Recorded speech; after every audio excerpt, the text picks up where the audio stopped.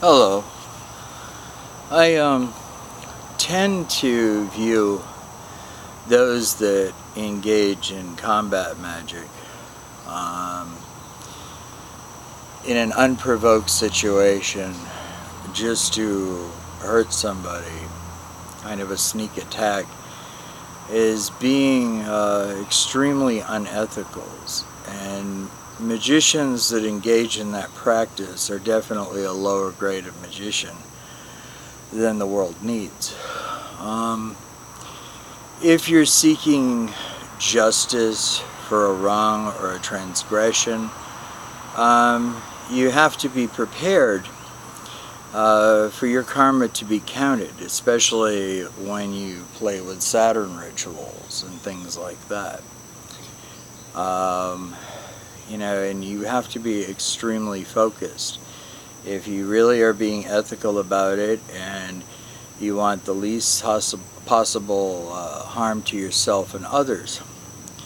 There are a lot of people, and mainly the fluffy bunny white light contingent, that will tell you there's no such thing as black magic. Actually there is, and oftentimes it begins with words. There was a tribe of ancients in Mexico that believed that words were the ultimate black magic. My take on it is this, and I sometimes will feel it. I'll feel the energy of people that have baneful intent or malice when it comes to me. I'm like everybody else, I make my mistakes, etc. But there are things that can be handled better with a discussion than taking action like that. It's another reason why I don't like passive-aggressive people in my life, and I consider passive aggression to be a form of emotional violence. And if somebody is being violent with me, my automatic response is going to be to return fire. And the words of Gandhi come to mind, an eye for an eye makes the whole world blind. But every once in a while you have to set the scales in balance. And you must be just and you must be ethical in the way that, you seek having that balance back in your life. There certainly are persecuted people within our community living in their mundane communities and what they have to go through. And, magicians do hold sacred knowledge, or what is referred to as sacred knowledge, and that is a threat to people. But a lot of the ones that have things to say about pagans, witches, shaman, etc., really know better. They're being willfully ignorant to serve some sort of purpose. Maybe it's for business reasons, maybe it's because, they want their community to think that their farts smell like vanilla beans. I don't know.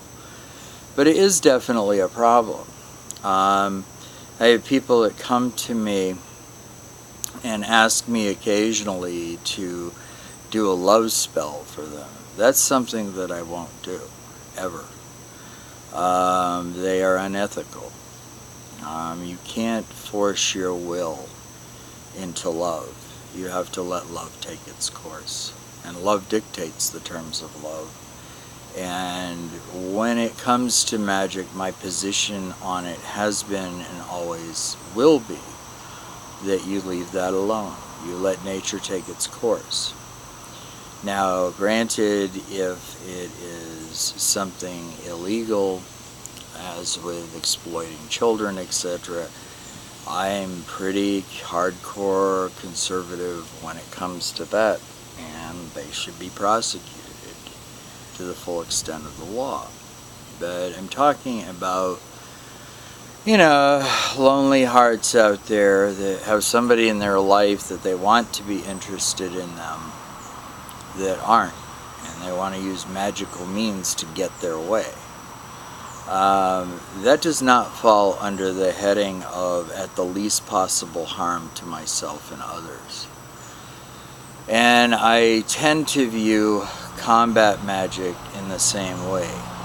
I very rarely use it. I had to about 2 months ago, and really all my intent was in the ritual that I performed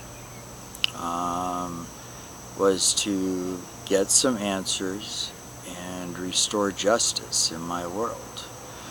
And that is something that has been accomplished with the least possible harm to myself or others. I own my soul, the good and bad of it, and I have certainly made some mistakes along the way. And in a public way, it's fine for, people to address the problem that is you. But when people start interfering in your personal life, and they're doing harm to you or your loved ones, take the energy, the totem, and the lesson of the mama bear and backhand that shit out of your life. You don't do it with malice of intent in your heart or baneful intentions or any of that. What you must ask for is justice. And in a world where there's so much injustice, seeking justice is a combative act because you are fighting against the unethical energy en masse.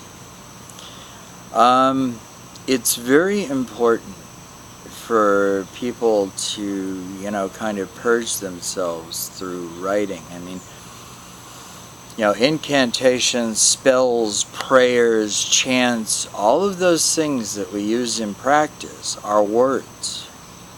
You go back into, the sacred text, and they talk about the Word of God. Well, the Word of God, however you define it, that higher power, etc., is very powerful.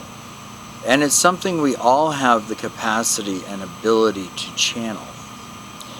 But it is very unwise to channel it for selfish means.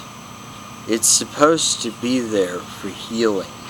Healing of a situation, healing of somebody that's sick, healing of yourself. I think to some degree self-hypnosis falls under that category. Many of us who identify as indigo,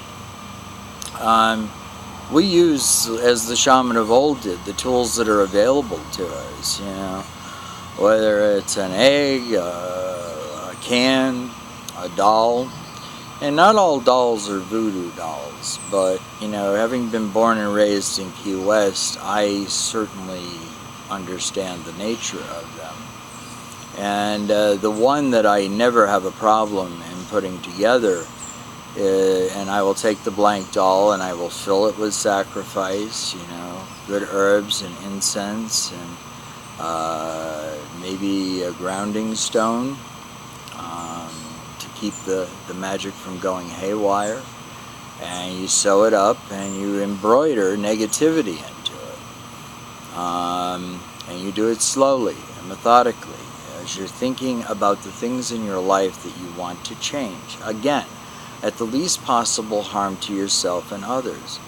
Combat magic should really be about restoring balance and giving a lesson. Now, the recipient of the lesson may think that it's black magic, because it's certainly fucking up their day the way they fucked up yours or someone you love's day. And, these things have to be taken into consideration. I love it when people say to me, oh, there's no such thing as black magic or combat magic. Well, guess what? The ruling class, the powers that be, all use it. Like for example, the Golden Arches of McDonald's. It's a sigil.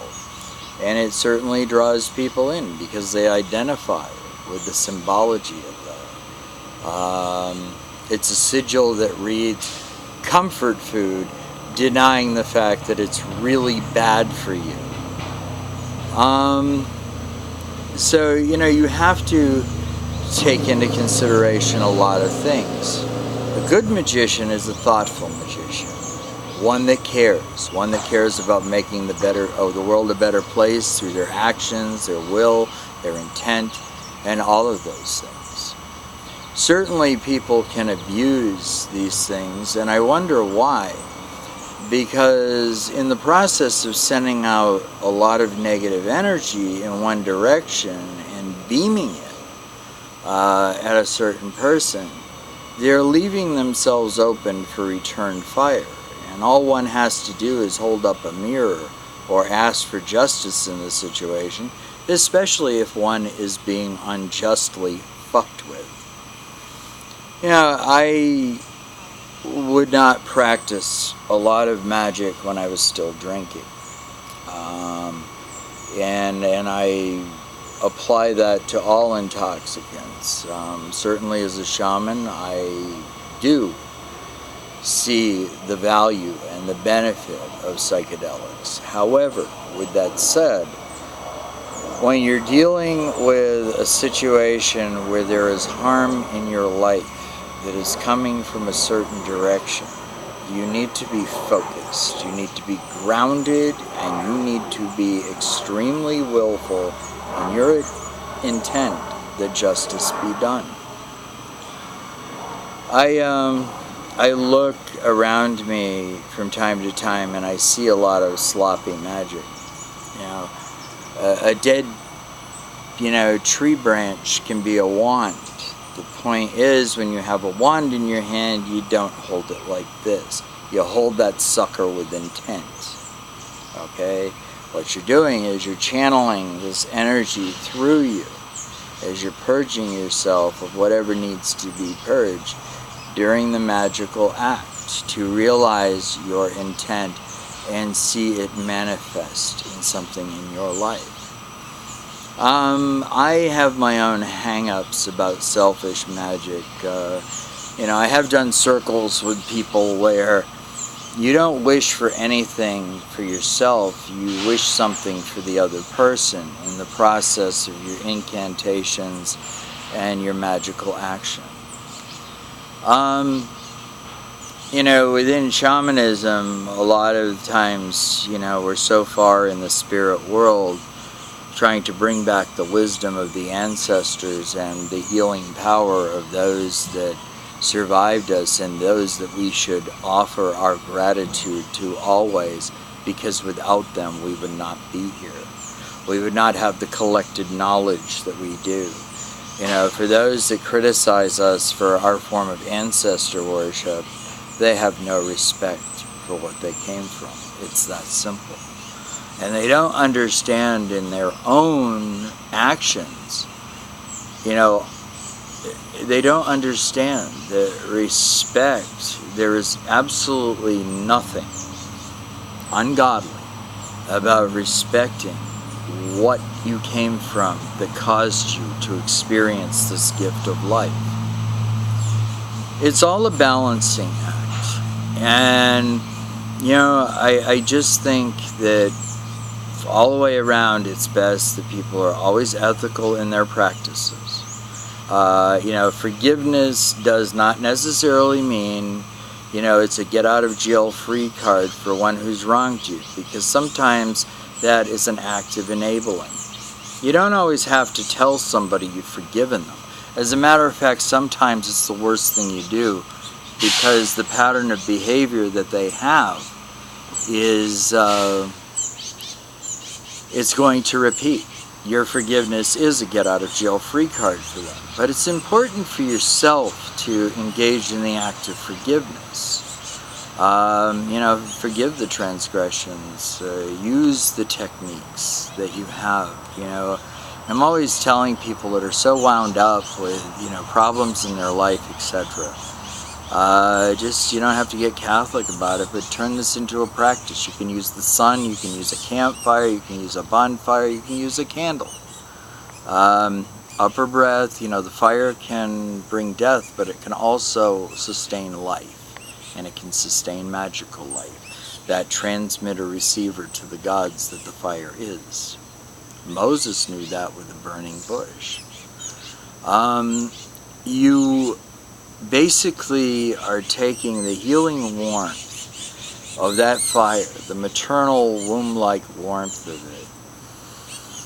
Breathing with your upper breath through your nostrils, all that you need to fill yourself with, as with your lower breath, you're blowing it out onto the flames to purge yourself of the negativity and, for example, the drama you face in this life.